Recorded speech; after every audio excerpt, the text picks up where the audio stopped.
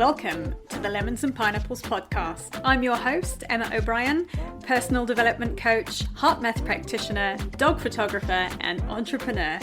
In this podcast, I share tools, strategies, and amazing guest interviews to help you improve your mindset and your well-being with a sprinkle of fun and probably some mention of dogs along the way.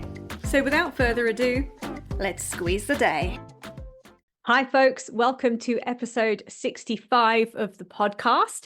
Today, I'm going to be talking to you about how to stop procrastinating and get yourself back into action. Now, this is a follow-on really from one of the very early episodes of the podcast where I talked about procrastination and I shared 5 tools to really help you kind of get over it. And these were very practical tools. And I found over the last 6 months or so, as I have been doing a lot of my own inner work, I've been on my own personal growth journey, and I've also been guiding people through coaching sessions, that there's a bit of a deeper level to procrastinating. So today I'm going to share 4 tools with you that you can start to use and think about if you are struggling with procrastination. And if what I share today resonates with you in this podcast episode, I'll invite you to have a look and check out my procrastination workshop that I've got. It's a free online workshop. The link to sign up is in the show notes. And in that, I share a few more strategies and some more very powerful questions you can ask yourself when it comes to what causes procrastination for you and how you can really do the inner work to help you get past it so you can start to see some outer results happening. So contrary to popular belief, procrastination isn't about being lazy. It's one of those things that actually tends to affect high achieving type A personality people. It is something that affects perfectionists. I think that can be one of the big factors that causes procrastination, is this fear of not getting things perfectly right. So you tend to get stopped in your tracks because you tell yourself you need to know a bit more, you need to be better, you need to practice more, you know, whatever the dialogue is for you when it comes to perfectionism, that will be what runs on a bit of a loop and it'll keep you very stuck. Procrastination tends to be a very fear-based behavior. So perfectionism is one thing, and that is a fear-based behavior. It's a fear of not being good enough. It's a fear of not showing up in the best possible way. It's a fear of not being seen in the best possible light. The other things that can come up when procrastination arises is a fear of criticism, a fear of being judged, a fear of being humiliated, a fear of failing, which I'm going to talk a little bit more about. And often these thought patterns are all just things that are driven by our own inner critic. And a lot of it is self-created. So I'm going to share some strategies you can start to implement to really help you get past this procrastination, which is just keeping you stuck.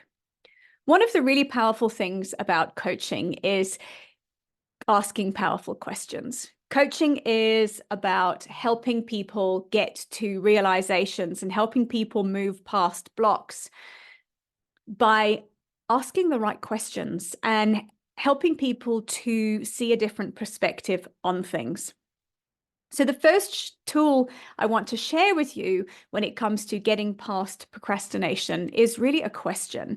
And that question is, what does your procrastination habit cost you? What is the cost of not doing the thing that you need to do in order to move yourself forwards? And this can apply to moving your business forward. It can apply to moving your life forward. It can apply to moving a career forward. What is the cost of the procrastination? What are you missing out on because you are not taking action, because you're telling yourself for whatever reason you can't, you're not ready, all of the excuses that come up? Write this one down, folks. What does your procrastination cost you? Make a list of all of the things you are missing out on, all of the things that are not happening for you, and all of the ways you are holding yourself back by not taking action. The next tool is, and it's a question again, is what does your procrastination habit look like? How does it show up for you? The obvious answer to this is, if I go back to the previous question, is what action are you not taking? What are you not doing? But often it's not as simple as that. And procrastinating can be a very unconscious habit that we fall into, and we just don't know we're doing it. So for me, it can be getting into a pattern of anxiety. So I'll often, if I know I'm moving forwards in a direction, I've got a big goal, I'll start to see anxiety coming up for me. And anxiety is very distracting. It'll start with thought loops of worrying about things, and anybody who deals with anxiety will know that once you have one anxious thought, it tends to start collecting lots of other anxious thoughts up. And really, for me, it is a form of self-sabotage, because what happens when I'm caught in anxiety is I'm not taking action because I'm sitting fighting with the anxiety, or sitting with it, or trying to puzzle it out, or actually allowing it to take over. And it's taken a while for me to realize that actually this is a procrastination habit. And yours might show up similarly to that. It can also be things like telling yourself, I'm going to go and watch Netflix. I'm feeling overwhelmed. That can be a sign of procrastination, is that feeling of overwhelm. And when we're overwhelmed, we often want to escape from it. So that is when you will go and hit up a Netflix binge. That is when you will suddenly remember there's a drawer that needs to be tidied. And if you can catch yourself when you are doing these behaviors, it is far easier to stop them. It's easier to recognize what you're doing and recognize it for what it is, which is procrastination. And when you are aware of a behavior, you have the power to change it. The third thing is to start to consider if a fear of failure is playing a role in your procrastination habit.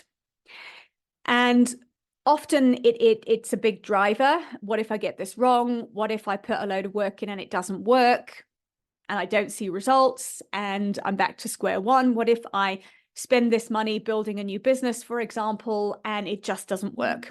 And again, this is a thinking pattern that we get into, of being afraid of failing. So we just consider all of the reasons we could fail and all of the reasons we shouldn't do the thing that puts us out of our comfort zone.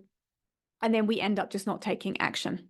So I will invite you here to list out 4 times in your life that you have failed. In your mind, you've had a perceived failure, and underneath those events or occurrences that have happened is to then ask yourself the question, what did I learn from this perceived failure?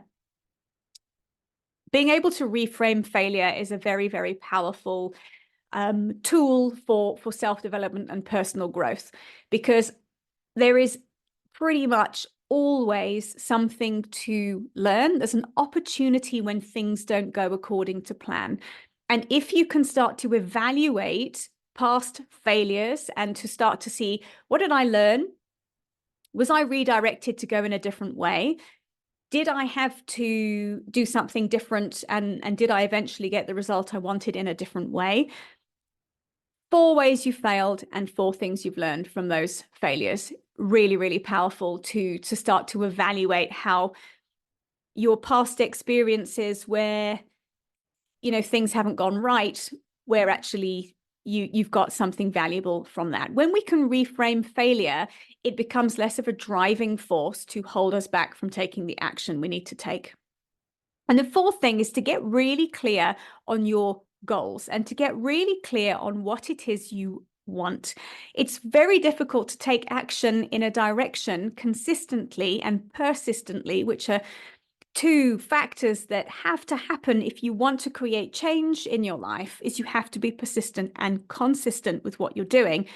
If you don't really know where you're going, if you don't really know what you want, if you don't really know what the end result is you're striving for, you're going to go round and round in circles, and you are going to procrastinate because there isn't really a motivator to keep moving forwards.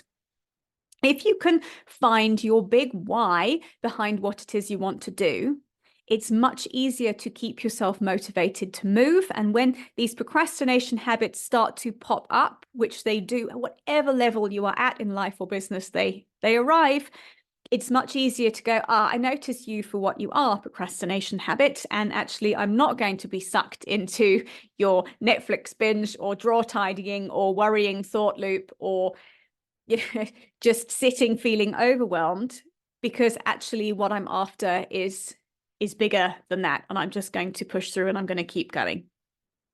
So there are four ways that you can start to really work on yourself, to work on your thinking, and to challenge the procrastination when it comes up and how it shows up for you. So as I said at the beginning of the episode, if this has resonated with you and you would like to go a bit deeper with this, you'd like to do a bit more work, and you'd like to kind of really continue to dig into your own procrastination tendencies so you can put a stop to them, please sign up for my free workshop. The link is in the show notes.